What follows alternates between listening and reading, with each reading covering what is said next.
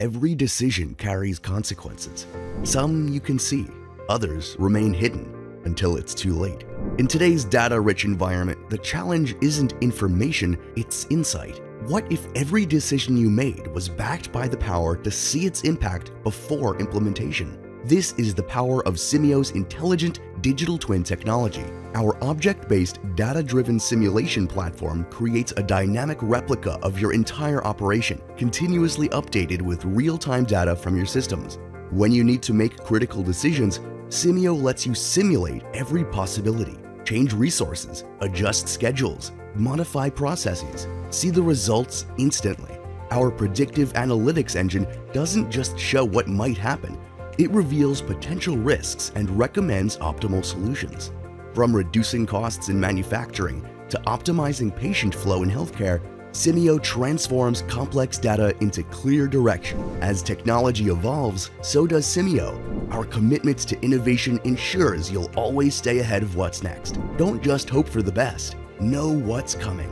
Simio. Simulate what if with an intelligent digital twin. Visit simio.com today to discover how our digital twin technology can transform your operation from reactive to proactive, from uncertain to confident. Well, good morning or good afternoon or good evening, wherever in the world you are. Welcome to our Simio Industry Insights webinar series. This is webinar number 2 of a 3-part series that we are doing in partnership with the Demand-Driven Institute, who is the global authority on the demand-driven methodology. The title of the series is Managing Supply Chain Challenges and Optimizing Business Performance in the VUCA World. So let's start with some introductions. I am your host for today's webinar, and my name is Gerrit Zaayman, and I'm the Vice President, Manufacturing Digital Twin Solutions at Simio. The webinar topic for webinar number 2 in the 3-part series today is Key Challenges with our Conventional Planning and Scheduling Systems in the VUCA World. Now, we use the word VUCA a lot, and Chad Smith will dive right into it in a few minutes at the start of the webinar. But it stands for volatile, uncertain, complex, and ambiguous. So, if you're not living off the grid somewhere, you will probably know that those words are a pretty good description of the current business and operational environment we find ourselves in.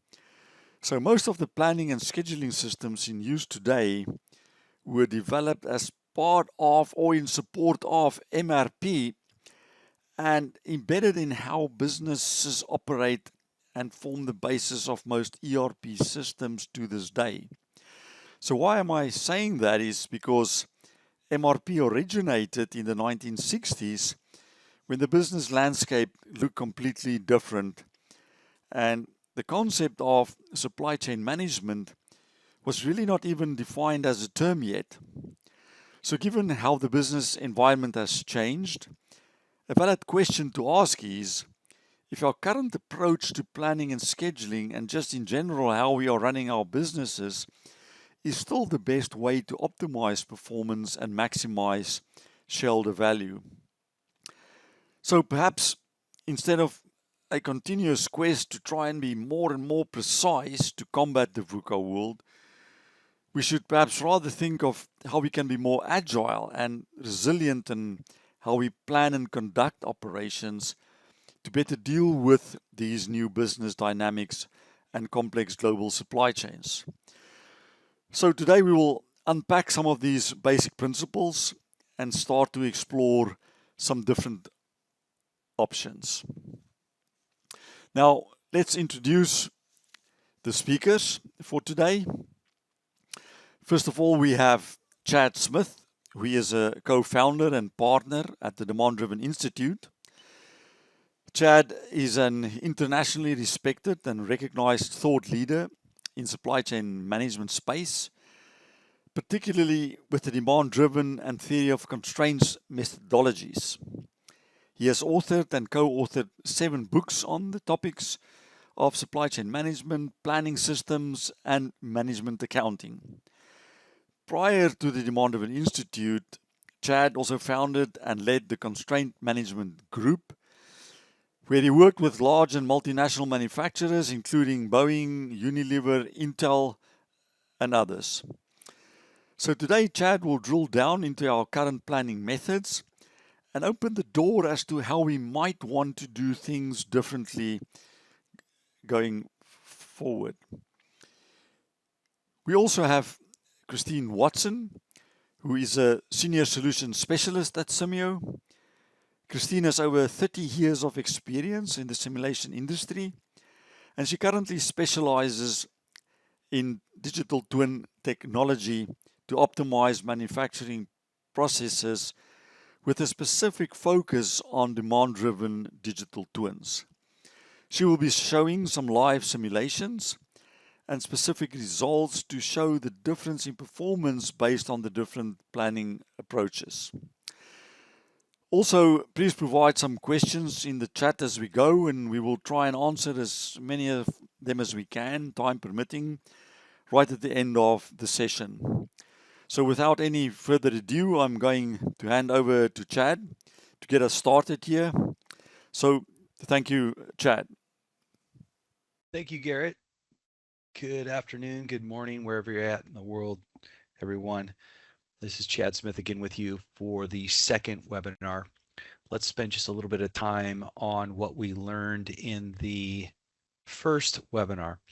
First, one of the most important things that we built upon is that there is inherent variability in every process. We saw that.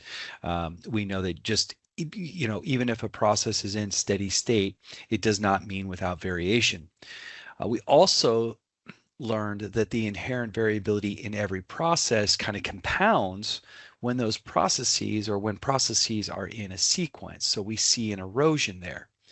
We also learned that most manufacturing has points of integration where things come together or converge.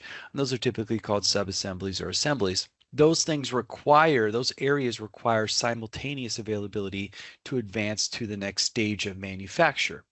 So the problem there is that the probability of simultaneous availability erodes with each additional component required in the assembly. We showed a table there. We showed that erosion, even if components were 90% available on average or 95% available on average, you get up to 10, 15, 20, 25 components, and there's a huge erosion in simultaneous availability.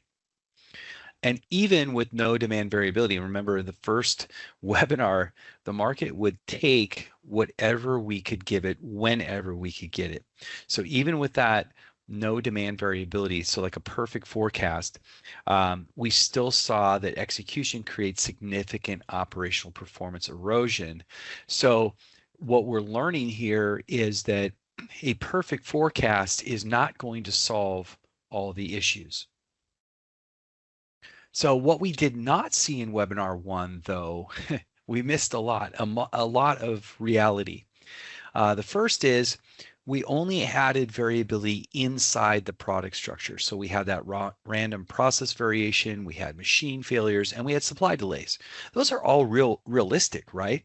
But what we didn't see, what we left out was demand variability, resource contention, material contention, meaning like common components, and lot sizing rules like EOQs and MOQs and order multiples. So with that, that's a great transition to part 5 in our webinar series. It's welcome to the VUCA world. And the VUCA world is not just that simple environment that we simulated in webinar 1, where all the variation was kind of inside our product structure. We know there's a lot more going on. VUCA is an acronym, and the V in VUCA stands for volatile. And it's important that every supply chain personnel, every supply chain leader, even every business leader understands that the frequency and severity of disruptions is increasing in the world. And it's not it's not if we get disrupted, it is when we get disrupted. The U stands for uncertain, and it's become increasingly difficult to predict what will happen. Now, there's 3 rules about forecasting, 3 truths, we should say. One, every forecast starts out with an inherent level of inaccuracy. Two, the longer we go out in time, the longer that we try to forecast out in time, the higher the inaccuracy. And three, the more detailed we try to make the forecast, the higher the level of inaccuracy. So it's one thing to say, hey, I'm going to sell 12,000 t-shirts over the next year. It's another thing to say, I'm going to sell 2,100 yellow medium t-shirts. The more detailed we make it, the more error prone we are. Now the C in VUCA stands for complex. And today, if you think about it, our supply chains, they have more connections, they have more interdependencies than ever. And what that does is it creates three things. The first is elongation. Now, elongation means that we've extended or we've lengthened, we've stretched our cumulative lead times. The cumulative lead time is the path, the longest path in time that it takes us to procure, produce, and distribute our product, right? So the elongation happens because we have chosen to source globally and sell globally. So we have a natural elongation of our cumulative lead time. We also have a fragmentation, meaning that we have many more nodes and inputs. Maybe we've outsourced certain components and things like that. So we have many more things coming together, many more paths to manage. And finally, we get fragility, which means that even small initiating events can have devastating effects. And remember, when we talk about simultaneous availability, remember, it only takes one little thing to stop us from advancing to the next stage of manufacture. And finally, we get to A, which is ambiguous. Now, ambiguous isn't about it being difficult to tell what will happen, like, in the future. Ambiguous means it's difficult to know what is happening right now. We have distorted pictures of what is really happening. So you see that picture over on the left. Who knows what city that is, what time of year? You really, it's just kind of blurry. You kind of know it's a street with some headlights, but that's about it. So VUCA, that's volatile, uncertain, complex, and ambiguous, is the new normal for our supply chains. And if you look at these supply chain characteristics that we can identify, that is, characteristics of every supply chain. So, the complexity, the life cycle, the tolerance times. If we look at what it was like in 1965, and 1965 is an important point in time. It's kind of where we had the birth of what we would call conventional planning with MRP. And we're going to explain a little bit more about that in here in a little bit. But then we juxtapose 1965 to today, and we see that in every circumstance, it is completely different. It's a completely different world that we're living in today.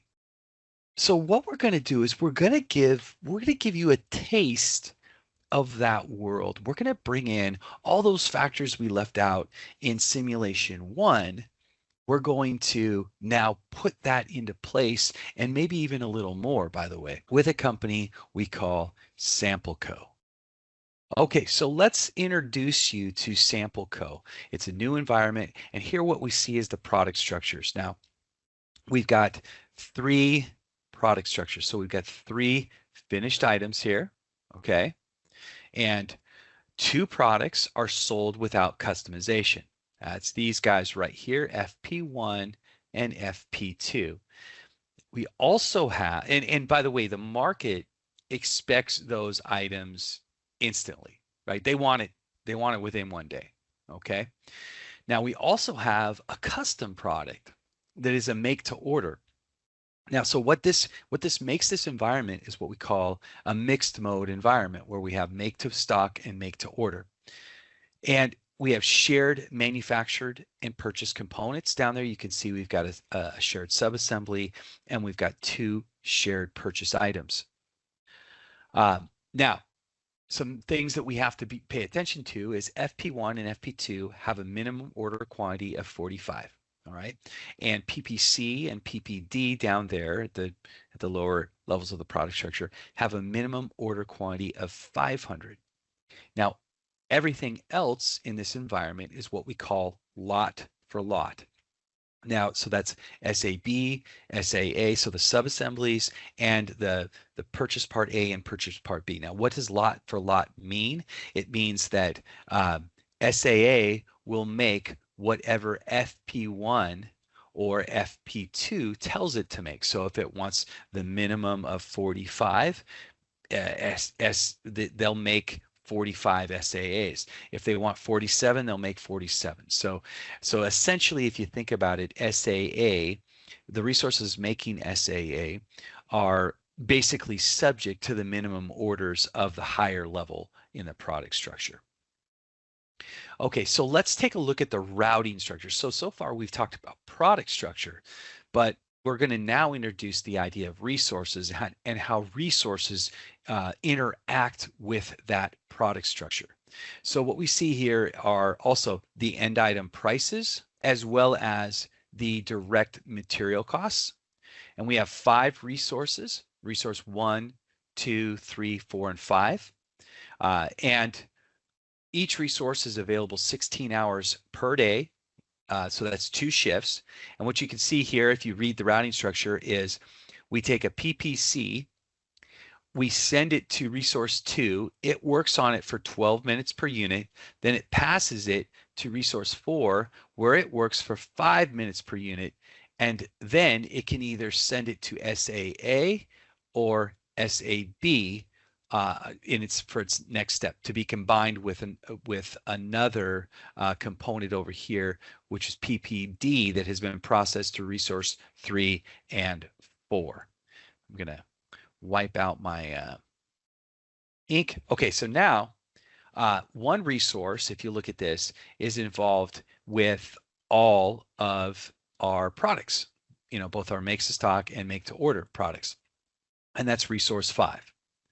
Now we've complicated the picture quite a bit. So we have those points of convergence. We even have points of divergence, because if you look right here, an SAA can turn into an FP1 or an FP2, okay?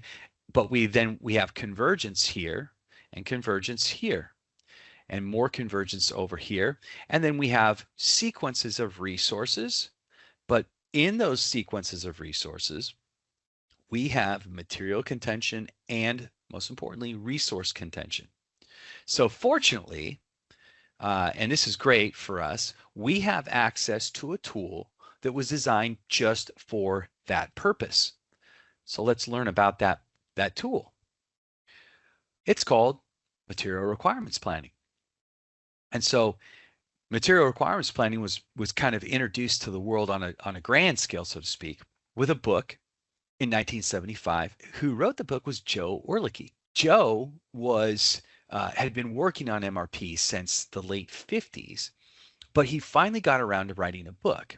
Now, one of the features of MRP is we got things like time-phased planning, level by level bomb and explosion, and dependent demand planning. So we take our demand, typically from a master production schedule. It says, I need 100 at this time, and then MRP then explodes down and creates all of the what's called dependent demand. So that's quantity and timing required to build that number of the finished product. So you get perfect date and quantity synchronization. Now, MRP was a revelation, and this is actually a quote from the book. Very early in the book, he has this quote, and here's the important thing. They acted as a crutch and incorporated summary, shortcut, and approximation methods, often based on tenuous or quite unrealistic assumptions, sometimes force-fitting concepts to reality as to permit the use of a technique. And Joe's whole point here is saying that now that we have this wonderful tool, this processing capability, these mainframes, now we don't have to put up with those shortcuts and approximation methods that are based on tenuous and unrealistic assumptions. Let's now explore how we're going to simulate our sample co environment. So sample co has some forecasted demand here based upon input from our sales organization, as well as our order processing people. We've developed the following forecast for FP1 and FP2 over a 5-week horizon. What you can see here is that we are forecasting FP1 at 14 per day through 5 weeks. So we've got an average here of 14. FP2, we're looking at an average of 23 per day. And FPC, even though it's make to order, we're still going to forecast sales of FPC because we have to make sure that we have enough of the subassemblies and purchase components available. Now, here's the best part about it is we're good at forecasting. We have worked on our forecast for years. We've spent money. We've bought software, and according to our past MAPE scores, our forecast is highly accurate. That's less than plus or minus 10% on all products. And in fact, we're actually way better than that. We'll show you a little bit about that later on. So how does MRP then plan an environment? If we have the demand ready, how does MRP plan the environment? Well, the first thing that we're going to do is we're going to look out, and let's say day 35 here out into the future, we have a forecasted demand for 14. Okay, so now remember the product structure. This is what the product structure looks like here. FP2 is made by SAA, which is made from a PPC and PPD. Now, what we're going to do then is we're going to explode backwards. So FP2 only takes, see this the letter in the circle, or the number in the circle, I should have actually mentioned this, is the number of days that it takes to manufacture. Okay, so it's manufacturing lead time. So what we see here is FP2 takes 2 days, then SAA takes 3 days, and then PPD, its purchasing lead time is 20 days, but PPC's purchasing lead time is 30 days. So basically, we're having to plan 35 days out. So MRP has to obey certain rules. You can think about MRP as a calculator.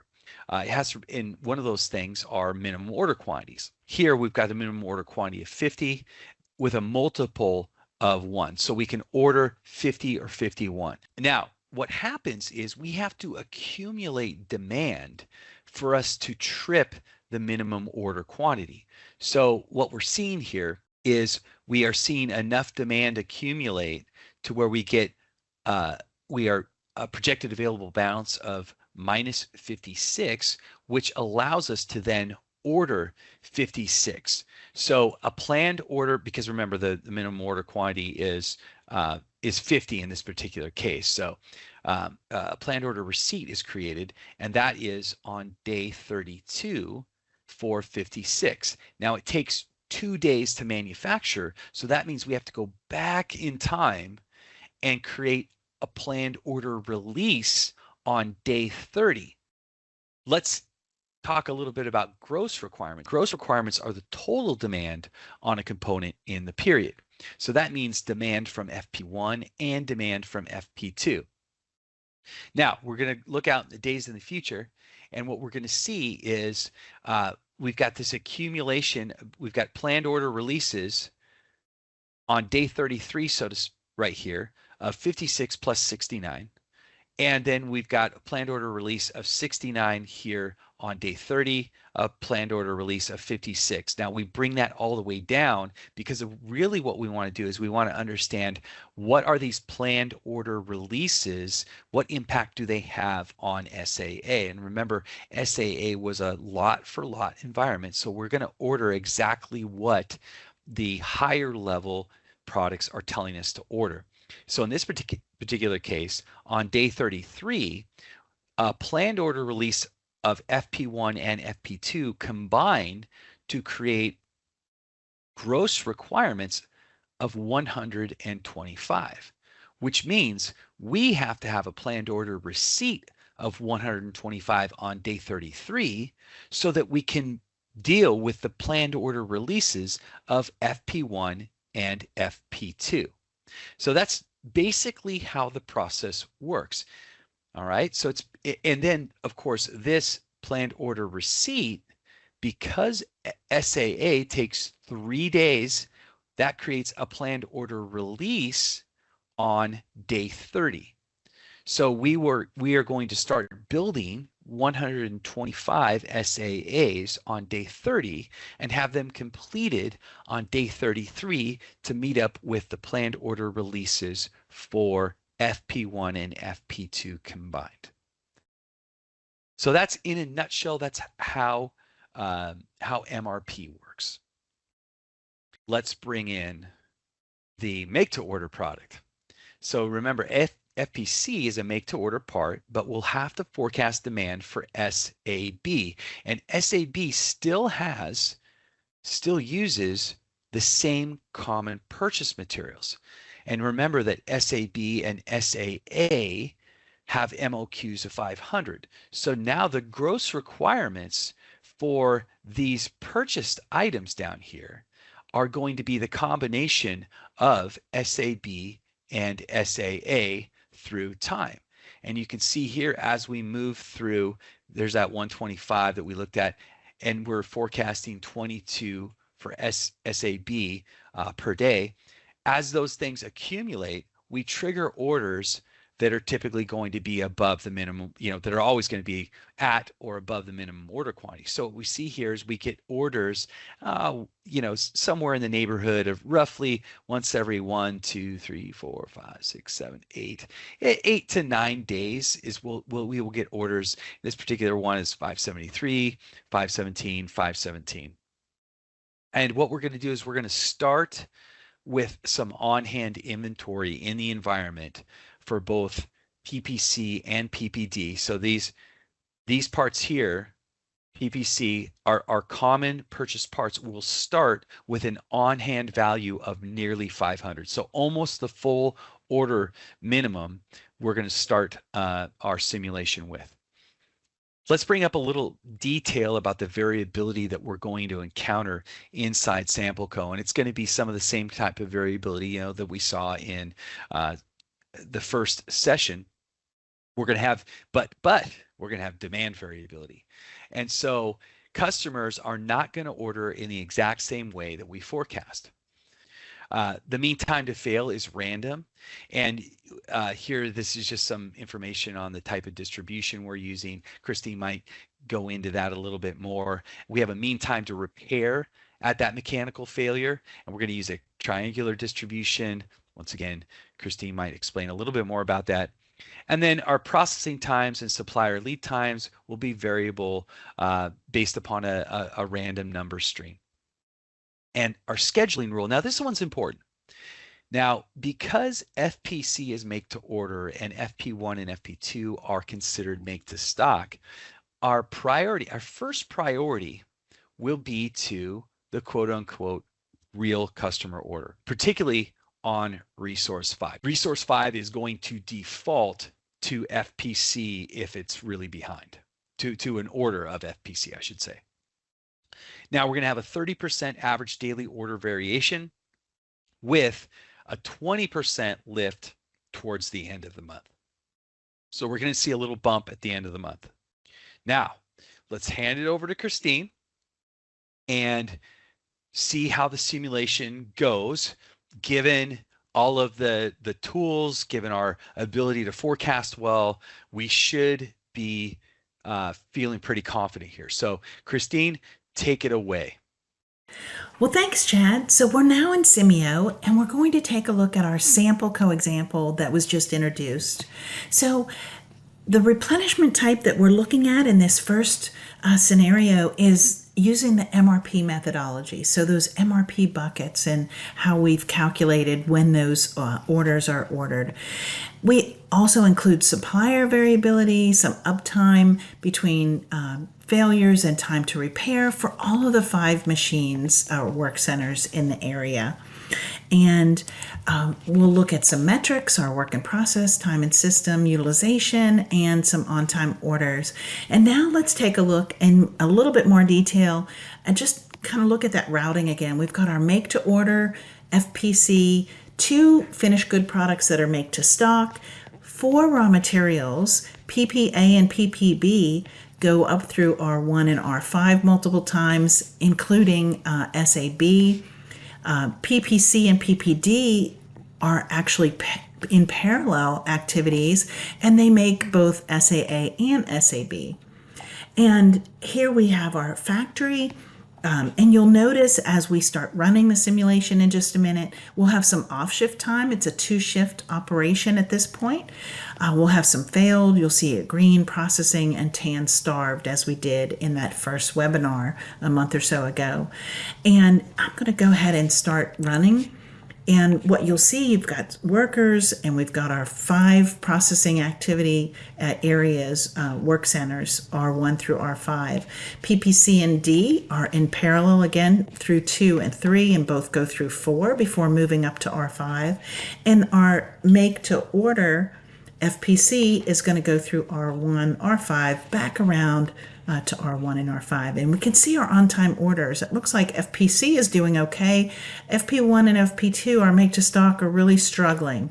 And now that we've gone to the end of our 35-day period, you can see some of our metrics, including our percent on-time orders, which, oh my, is not ideal. This is really not what we would be looking for at 56, 57% on-time orders. Let's go ahead and take a look at our dashboards to see if we can gather any additional information from what's going on in the system. So we're going to go into experiment and look at our dashboards. We've got our on-time orders around 56, 57%. Gross profit, which we're calculating as well, and we'll see a separate dashboard on that. Time in system, about 4 hours or so. Work in process, we've got a little over 450 on the work in process, and the average utilization through all 5 of those work centers is a little over 65% or so.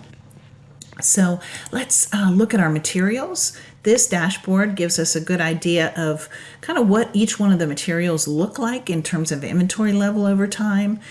You can see FP1 and FP2 are those in make to stock. And you'll see we do make them to stock based on those MRP orders and how the raw materials are coming in and so on, in terms of how that looks. And in general, in the beginning, looks like we're doing okay, and then we're really kind of struggling to keep inventory in both of those.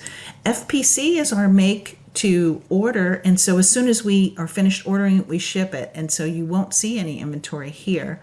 And then of course PPA and PPB feed into that FPC, and we just basically receive the materials and manufacture the materials and don't keep any inventory in general. PPC and PPD, we're ordering larger amounts of inventory because we do have some inventory that we're keeping for those, and they're longer lead times as well. So we've got some inventory that is really kind of struggling in a couple of cases as well. And of course our SAA and SAB materials are our subcomponents. If we look at our overall metrics, we can see daily WIP. We will look at in more detail at this in the next scenario, and our resource utilization. And you'll notice for each one of our resources, we can keep track of what's happening. Here you'll see it goes down to 0, and that's typically when we have our failures. So you'll see each one of those at different times failing and not being able to process during those shift times. R5 looks like it's having a little bit more trouble. It's up at 100% utilization a lot of times, and a few more failures than we saw with the other ones. And then finally, we'll look at our gross profit. And again, this is calculated, we have our MRP buckets, is basically taking our sales revenue minus our inventory costs, which includes our WIP, as well as our resource operating costs. And so we can look at that either weekly or monthly, and we can look at a graph. And we were doing okay in the beginning, and we've kind of trailed off towards the end here. So let's go back. We're going to shift it back to Chad so he can talk a little bit more about what happened. Oh my goodness. What happened? Obviously, what we learned in webinar 1 is that even with perfect demand forecast, we still get a performance erosion. Now we complete the reality stew, so to speak, we bring in demand variability, we bring in lot sizing rules, we bring in resource and material contention, and we get crushed. Why? Was the forecast bad? Remember, this was our forecasted numbers right here to start with. Okay. Now, here's what the actual demand was through the period.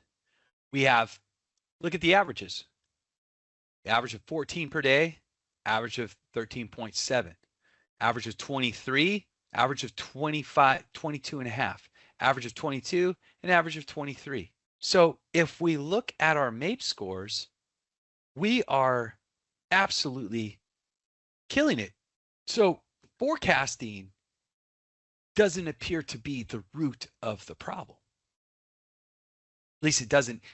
We wouldn't say we were bad at forecasting. We probably, if I gave those MAPE scores the option of companies out there to have those scores, pretty much every company would probably take it. Yet we got completely obliterated in the period.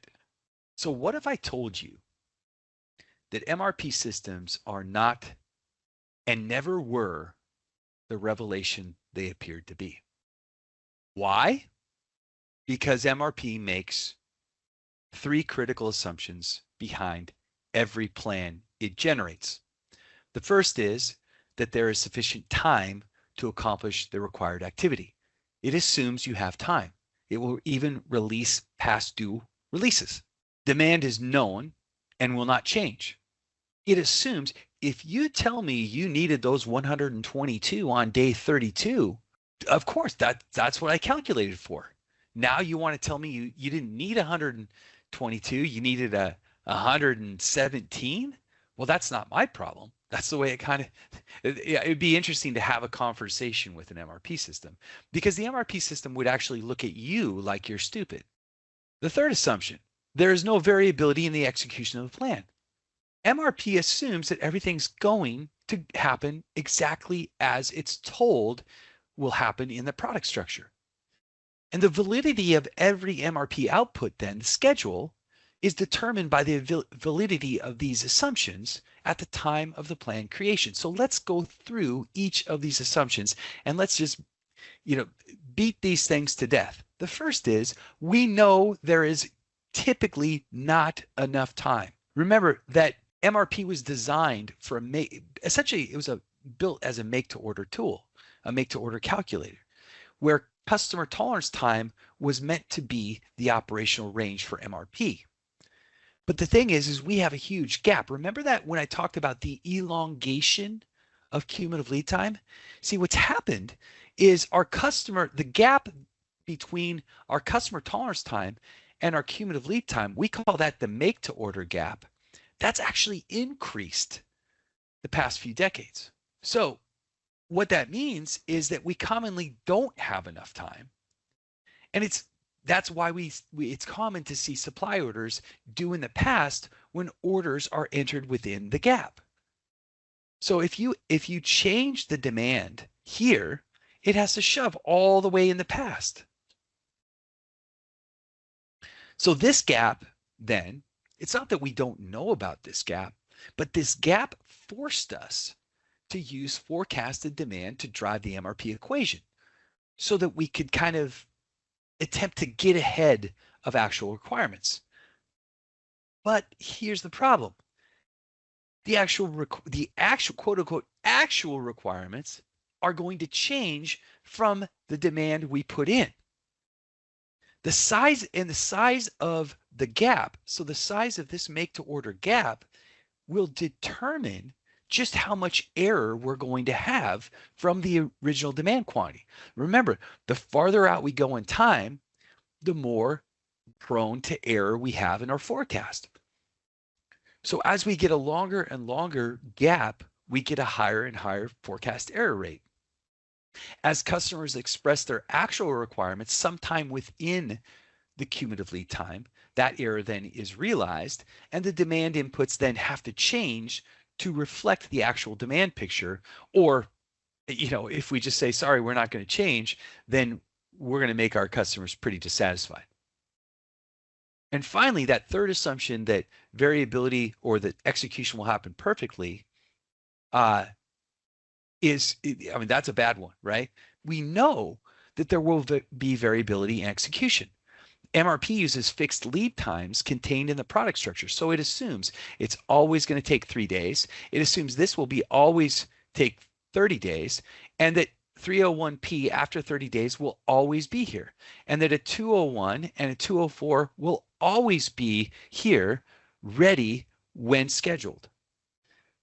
It assumes what we call full allocation. Full allocation means all components will be available in full quantity at the time required, no shortages. So that's MRP's operating assumption when it outputs a schedule.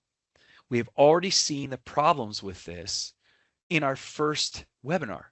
That assumption is invalid. So what it does is it creates an effect. Delays accumulate, gains never do. The bigger the make to order gap, the bigger the delays that accumulate. The deeper the product structure, the worse the delays. And even the broader the product structure, the worse the delays. Okay, so the deeper the product structure means I've got more dependencies in a sequence. The broader the product structure means I have many more things to converge for full allocation, simultaneous availability. Oh, and by the way, we've also got an issue called the safety stock problem. So safety stock was added to the equation to guard against variability in supply and demand. But safety stock is not included in calculating planned order coverage. It's used only when needed in execution. So basically it's kind of a floor decision. An MRP only recognizes the consumption of safety stock after it occurs. Now, when MRP recognizes that it has been consumed, it essentially kind of freaks out. It overreacts. So when safety stock level is broken, even by 1 unit, MRP will attempt to restore the level as soon as possible. But remember, we have things like order minimums. So you can't just, if it's broken by 1 unit, you can't just order 1 unit.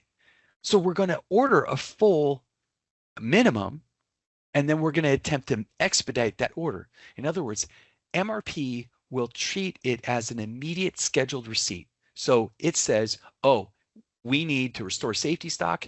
You're going to receive it today. And then we get a bunch of past due releases. So I love this picture because this is safety stock. It's like lighting a match at the beginning and watching it just flare back through the product structure. And remember those unrealistic assumptions that Orlicky talked about? The incorporated summary, shortcut, and approximation methods, often based on tenuous or quite unrealistic assumptions, sometimes force-fitting concepts to reality so as to permit the use of a technique. Folks, that's what we're doing with MRP today. It has come full circle around. It doesn't fit the VUCA world. So what we're going to have to do is rethink our approach. John Maynard Keynes said it's better to be roughly right than precisely wrong.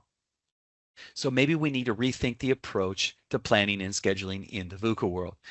The gap between customer tolerance times and cumulative lead times, like we talked about, combined with the resource and material contention, might require a fundamental change to our approach.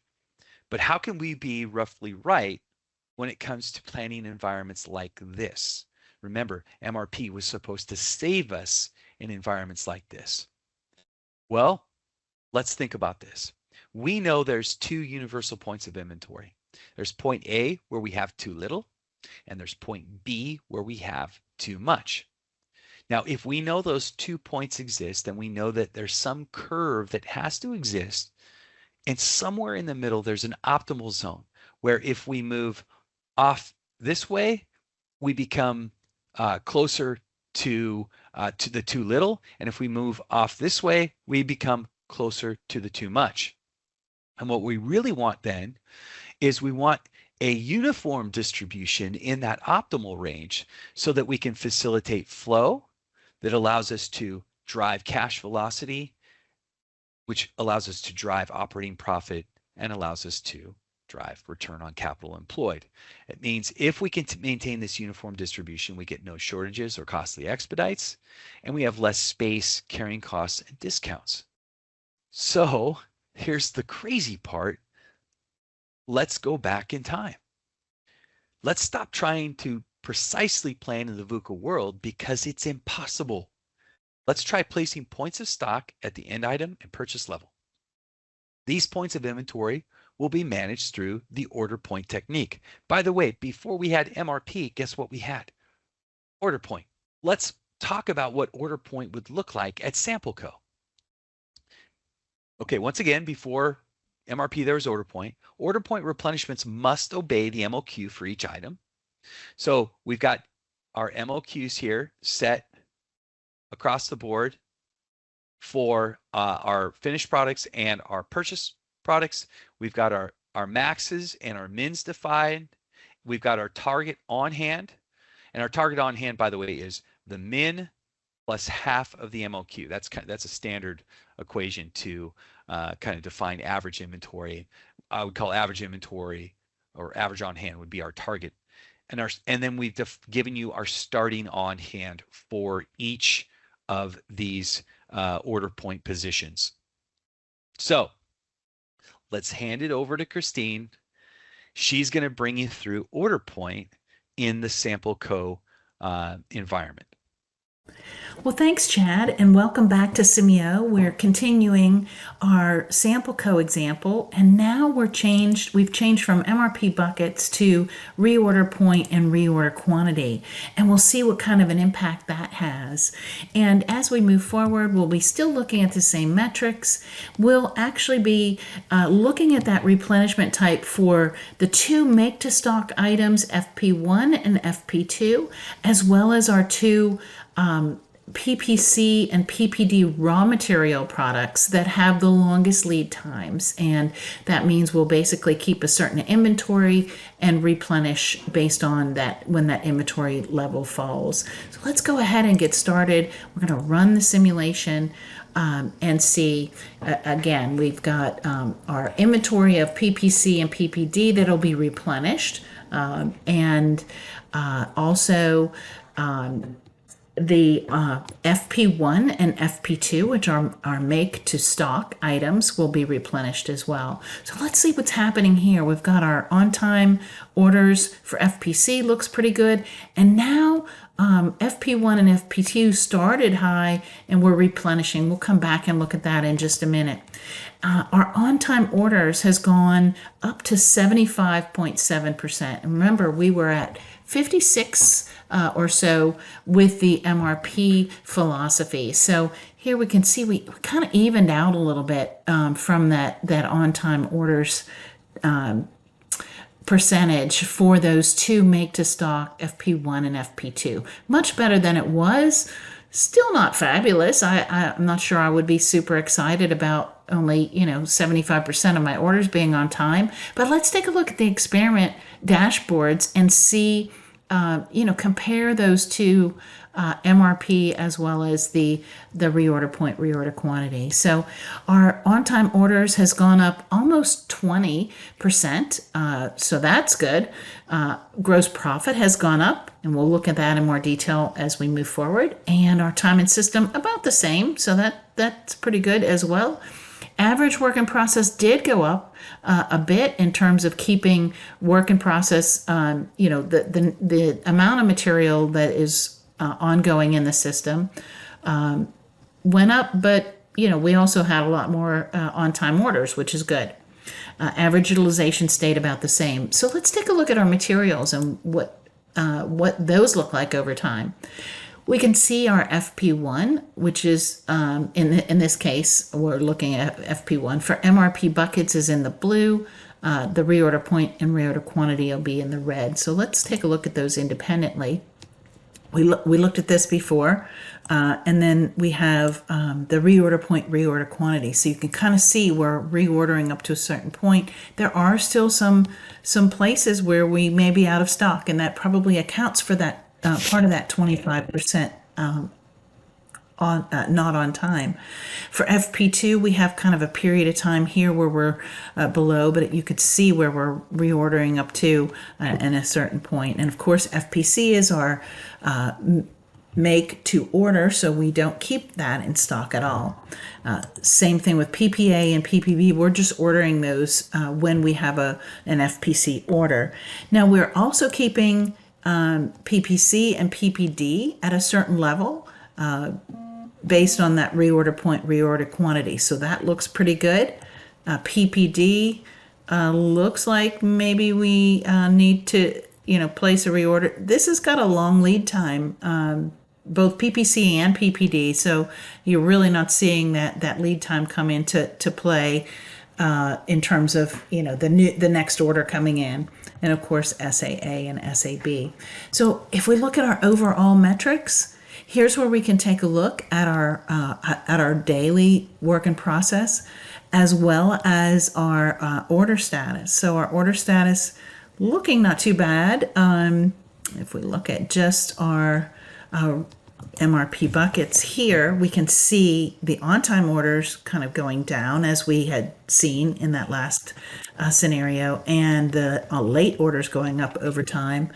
And if we looked at our reorder point, reorder quantity, we don't see that downtrend quite as much. We did have a little bit of a dip as we saw the inventory dip as well in that time period, which is kind of more in the middle, waiting for those lead time orders to come in.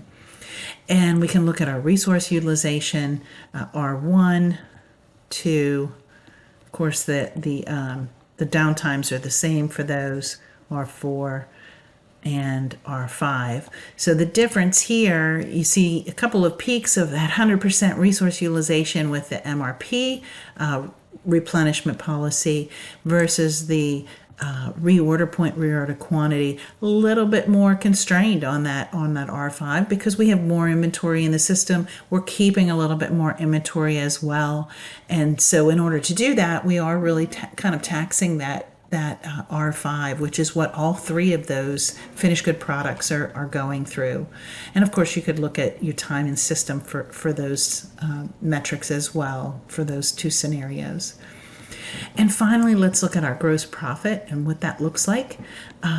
We have our MRP buckets as well as our reorder point, reorder quantity. And we remember we had seen that kind of little dip in inventory. That's where our late orders were, kind of in this mid-range. You see it picking back up over time. But the big difference here is we've got our gross profit total of $2.04 million for the MRP ordering versus $2.56 million for the reorder point and reorder quantity. So we're making a lot more money. We're also shipping on time a lot more product. So we're going to head back to Chad and talk a little bit about those results and see. I mean, is this good enough? 70? Are we happy with the 76%? Let's head back to Chad. Interesting to say the least, right? So here what we saw was MRP buckets. And why do we call them buckets? Is because we're ordering in buckets of time, essentially. What we see versus order point, and remember MRP was supposed to replace order point. So we see a significant increase in on-time orders and gross profit, right? Almost 4% increase in throughput. Now, where we're scoring less is we've got some more work in process.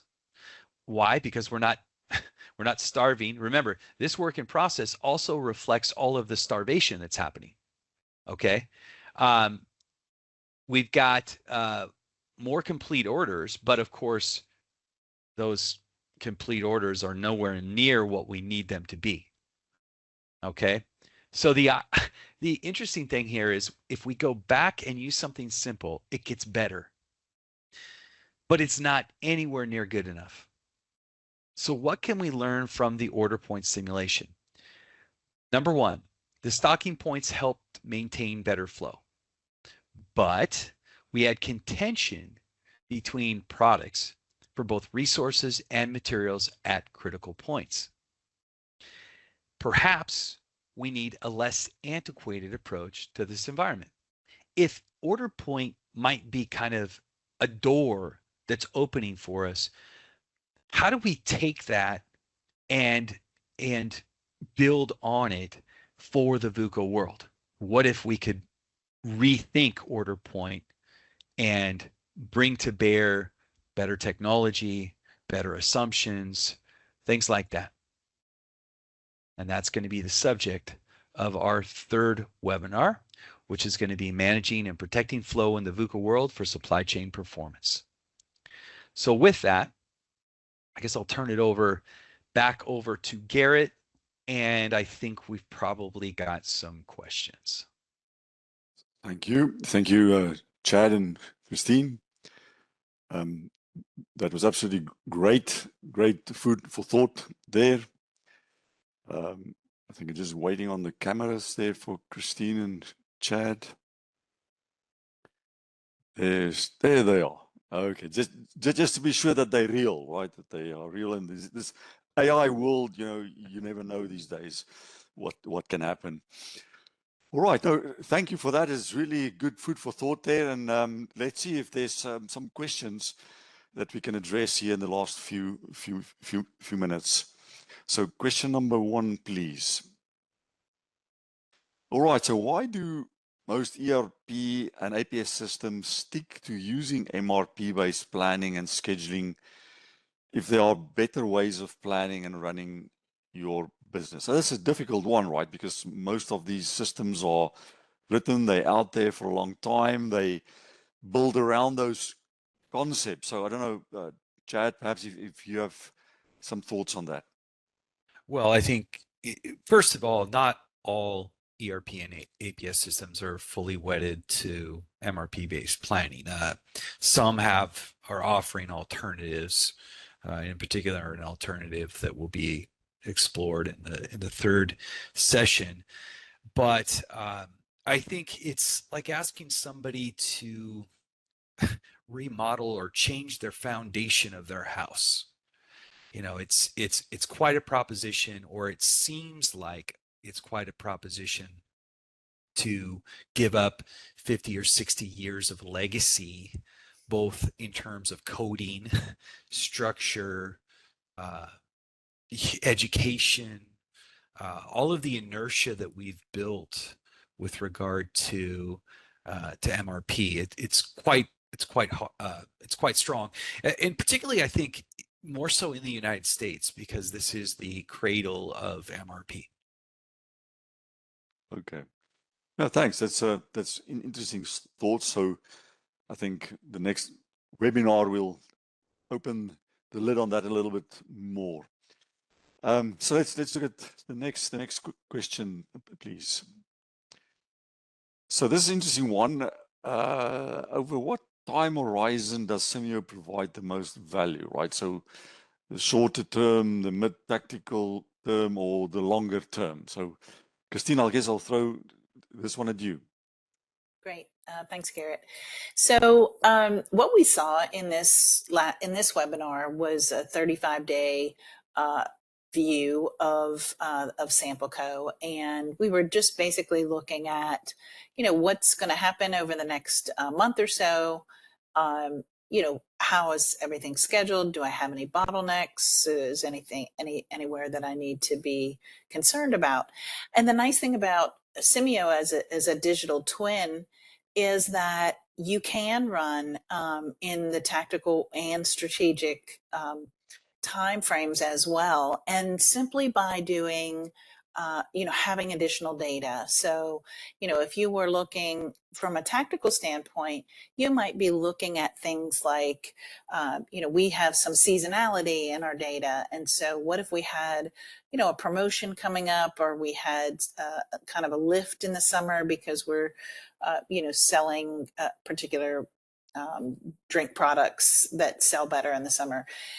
So things along those lines that allow us to pull in that data, run for a longer period of time, and be able to evaluate things such as those promotions and so on. And then from a strategic standpoint, can we run a year out or a year and a half out, and what types of things would we look at? And again, it's that same Simio digital twin that has got all of the information, and you basically are just feeding additional demand forecasts and sales order forecasts into the system to evaluate things like what happens if I have a new product that I want to introduce? Can I introduce that to my facility or to my distribution centers and so on? So we'll actually take a look in our next webinar at kind of more in the tactical range. But I think all three of those ranges that Simio can run in provide their own specific values for sure. Okay. Well, I think the interesting thing that I hear you say is that, Chad alluded to that ERP is in buckets. What you're basically saying is this sort of simulation approach is bucket lists, right? Because yes. you can run it, you can take that time scale, and just by adding the data in future times, it can evaluate and run the same analysis in any time range. Absolutely. And it's constraint because it's a simulation tool, it's constraint based. So when we have product that moves through the system, we can't schedule it in a particular, we don't schedule it in a particular large time bucket. We schedule it on an order by order basis, making sure that any kind of constraints are managed. And that includes the resources, the workers, the tools, and any other material availability as well. Very good. Thank you, Christine. All right, can we get the next question, please? Right. So why do analysts such as Gartner and many others still put such a high value on forecast accuracy as part of the sort of supply chain criteria? As to what you said, Chad, is getting more and more difficult to produce those forecasts, right? But whenever you look at any of these reports, they still say forecast accuracy is key, which I guess in the calculator is true, right? But in this world we in, it's not so simple. Yeah, the simple answer, there's two parts to the answer. The first part is follow the money. Okay, so we have a situation or a system here in which analysts, like a Gartner, you actually pay them to tell you a message they're getting paid to tell you. It's crazy. Okay, and by the way, if you research Gartner's share price over the last 18 months, you'll see something quite dramatic. Second part of the answer is people have often mistaken our message on the demand-driven side as don't forecast. That is absolutely not what we're saying. Every business should be thinking about the future. It's what you do with your forecast that is going to determine your success in the VUCA world. All right. So you have to learn how to tie your forecast to future capability. Do not tie your forecast to order activity. That is where you will be precisely wrong all the time. And you will pay the price, just like we saw in the simulation with MRP. So anyway, that's my answer. No, very good. That's a very interesting point. And as you say, you cannot function without it, right? Because then you don't even know where you're heading. But you have to decide each next step based on better information than just the forecast alone. All right. Next question, please. So the examples you showed, Christine, I guess that's for you, is just within the four walls of the factory, right? So the sample code is just in the four walls. Can Simio also be used for applications beyond the four walls, right, of the factory, to look at the inbound flow from suppliers as well as outbound? So I guess the end-to-end flow, Christine? Yeah, Yeah, so absolutely. And what we saw in the sample code example that we looked at within the four walls, we did have some of those raw materials, PPA, B, C, and D, that we said came from suppliers, and we simply, just had a delay time before that material would arrive based on or with the MRP buckets, we did the calculation based on the lead time and so on. But absolutely, in terms of generating those purchase orders, and also in terms of including things like the transportation, the trucks and so on, as well as the routes that those trucks may take from various suppliers to the factory, on that inbound material flow can all be handled, as well as the outbound distribution to the distribution centers, and the customers. So that may include, and that could be multiple levels. So to include your entire supply chain, and we can provide information to determine, when to ship those product to the DCs. How is it done? Is it different types of transportation to each DC, and the routing, the routes as well there. So Simio definitely can handle not just within the four walls, but the entire supply chain operations. I think flow is important across the whole supply chain, right? And, Mhm. and Chad, I guess, DD or demand driven is also not just inside the four walls, right? There's demand driven distribution sort of as well that comes into play. For sure. All right, I think let's look at the time here. Perhaps one more question here. All right, so there's a question: will ERP-based planning not give better results if you are able to calculate the correct safety stock levels to also add sufficient buffer for unplanned events and process variation? So I think you touched on safety stock, but I mean, if you're going to spend effort to calculate it, I'm not sure. Perhaps you have some thoughts. There's two issues with the conventional safety stock mechanism. First of all, the love affair with a precise calculation for it, right? In the words of a very good Spanish friend of mine, if you have the ability to precisely calculate a buffer, you don't need a buffer. All right. A buffer is a range of capability. It doesn't have to be precise. It has to be good enough to absorb the range of variability that it's designed to absorb. Stop obsessing over the precise calculation. That is a big point of inertia that we've had for 60 years. The other part of the answer here is that the mechanism itself actually adds to the bullwhip, because it introduces demand signal distortion, because it results in all of these immediate scheduled receipts and past due order releases. Any planner knows exactly what I'm talking about right now. And so they have to fight through it, figure out what is really important and what is not. Remember, safety stock is not involved in planned order coverage. So it is like a fire extinguisher when industry really needs a firewall. More on that next time. Yeah. That's very interesting. You're right. I think next time we'll dive into the buffers, how it's calculated, and perhaps a different approach to what you would call safety stock, or a safety in the buffer, as you always say. So I think we're at the end of time here. We're actually long past the end of time. So thank you for the questions and the responses. Then just a reminder here, this all of what we said in webinar 1 and 2 was all basically a setup for number 3.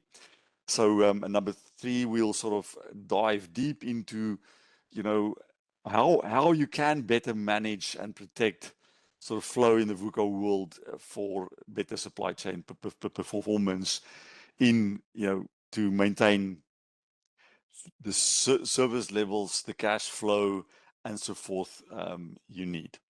So with that, thank you all. Thank you, Chad and Christine. See you guys next time on the 11th of December. So thank you very much.